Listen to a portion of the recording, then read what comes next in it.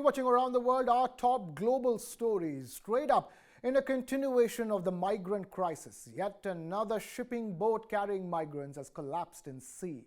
A boat believed to be crowded with refugees from Afghanistan, Iran and Pakistan smashed into rocky reefs and broke apart off the coast of Calabria in Italy on Sunday morning.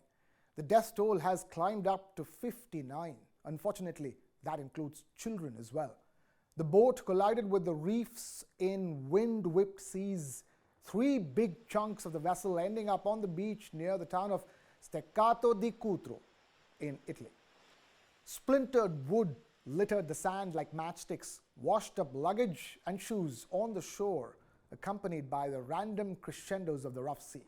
The United Nations High Commissioner for Refugees and the International Organization for Migration in a joint statement said that more than 170 migrants were estimated to have been aboard the ship. At least 80 were found alive, including some who swam to the shore. But there were many who weren't as lucky. Rescue operations involved a helicopter, a police aircraft, vessels from state firefighter squads, the Coast Guard and Border Police. Even local fishermen joined in on the efforts.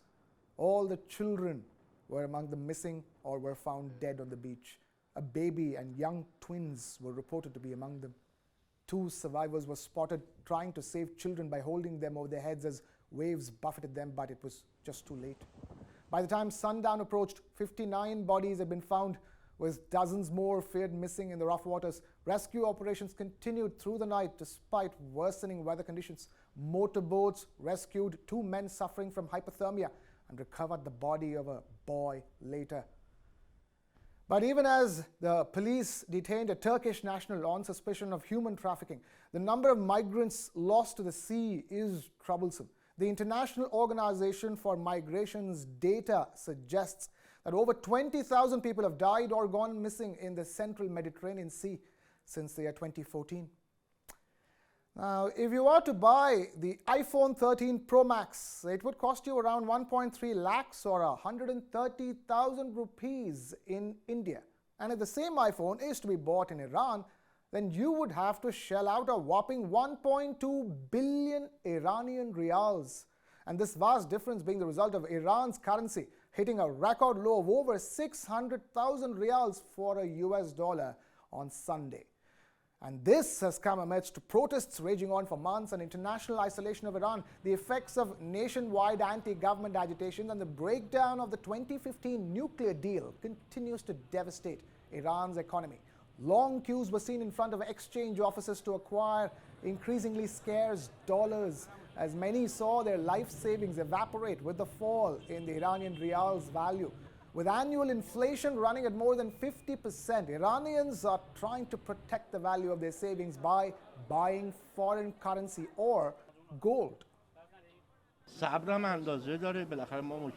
There is a limit to our patience.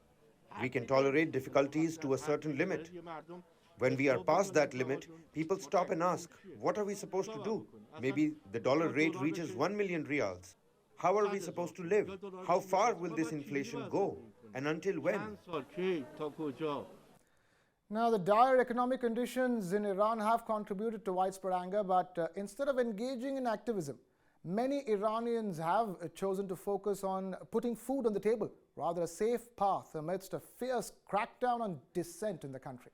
Foreign currency exchange rates fluctuations have a direct and immediate effect on the prices of several commodities, including gold, jewelry and vehicles. The effects can also be seen in the prices of electronic devices like computers and smartphones, and also home appliances.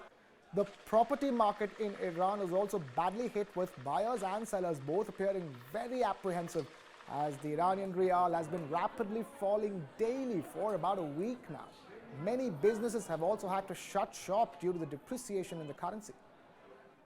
Meanwhile, the Iranian regime continues to blame even the currency crisis on the invisible enemy's plot to destabilize the Islamic Republic. And instead of taking economic measures to stabilize the currency, Iran has developed a powerful cruise missile, Paveh, which has a range of over 1,600 kilometers.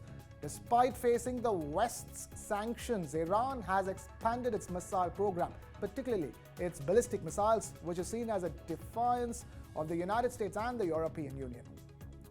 Meanwhile, the Spanish woman imprisoned in Iran on espionage charges during anti-government protests was released after 3 months on Sunday. Up next, we take you to Mexico, which is also witnessing mass protests. President Andrés Manuel López Obrador is bent on making drastic changes to the country's electoral laws. He wants to cut funding and powers of the country's election body, which is autonomous. Tens of thousands of people gathered on Mexico City's vast main plaza on Sunday.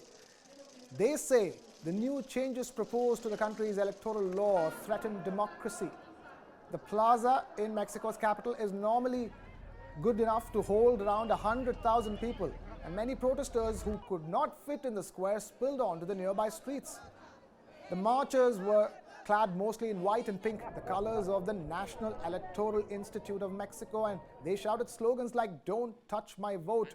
Mexico's President Obrador's proposals were passed in the country's parliament on Thursday last week, and once enacted, they would cut salaries and funding for local election offices and training for citizens who operate and oversee polling stations.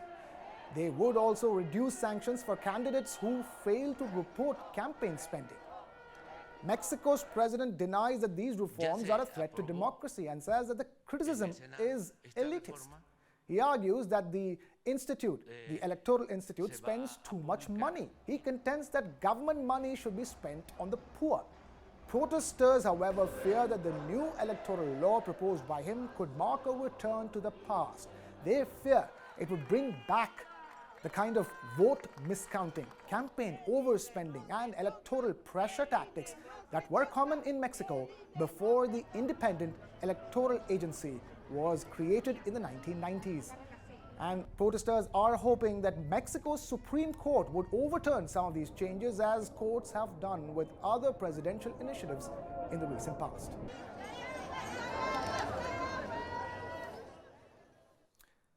Up next, the grisly murder of a model and influencer in Hong Kong. 28-year-old Abby Choi had been missing for several days when police discovered her dismembered body and financial documents on Friday last week. Her body parts were found in a refrigerator and a skull believed to be hers in a pot. And the main suspects were her ex-husband and his family. Choi's body was found dissected into parts and stored in a fridge in a rural village home in Tai Po, a suburban part of Hong Kong closer to the border with mainland China. The in-laws of the murdered Hong Kong model and influencer appeared in court on Monday, accused of her killing. Hong Kong police filed murder charges against her former father-in-law and brother-in-law. Authorities had also arrested Choi's ex-husband on Saturday and charged him with murder on Sunday night. Her former mother-in-law also faces a count of perverting the course of justice. The names of those accused have not been released. Hong Kong police says that Abby Choi had financial disputes involving tens of millions of Hong Kong dollars with her ex-husband and his family. They also believe that some people were unhappy with how she handled her financial assets. Moving on to the red carpet, where film and TV stars braving California's wacky weather gathered at the Fairmont Century Plaza in Los Angeles for the Screen Actors Guild Awards in the US. And there was one star and one star cast ensemble that pretty much bagged everything, that too, all at once. TV and film stars arrived at the awards under partial sunshine. It was unseasonably cold, frigid temperatures, heavy rain, and scattered bursts of snow even, but that did not stop silver screen stars from making bold fashion statements. The Screen Actors Guild Awards, or SAGs, are presented by the Film and TV Acting Union in the US, honoring the best acting performances for the year and are often considered a predictor of those who will win the acting awards at the Oscars. Now, the SAGs are selected entirely by peers in the acting union in the US with over 120,000 eligible voters, and this year the film Everything Everywhere All at Once starring Michelle Yeoh reigned supreme. It won 4 major awards and broke the record for most wins for a single film. Everything Everywhere All at Once picked up the night's biggest award for Best Ensemble Cast in a Motion Picture, Best Female Actor for Michelle Yeoh, and both Supporting Actor awards for Jamie Lee Curtis and Ke Huy Quan. The cast of HBO's The White Lotus won for Best Ensemble Cast in a Drama Series, while Jason Bateman won Outstanding Male Actor in a Drama Series award for his performance in the final season of the series Ozark. Meanwhile, The Bear's Jeremy Allen White won for Best Male Actor in a Comedy Series after also winning the Golden Globe for the same this year. The cast of Abbott Elementary brought home the award for Best Ensemble Cast in a Comedy Series. And lastly, we leave you with a delightful dance cover by South Korean ambassadors in India on the hit song Naatu Naatu from the movie RRR. Keeping up with the trend, this video has gone viral. You can see the embassy staff grooving to the popular track, actually matching the choreography and footsteps of Ram Charan and Junior NTR. We leave you with that. Thank you so much for watching. Keep it with News 9 Plus.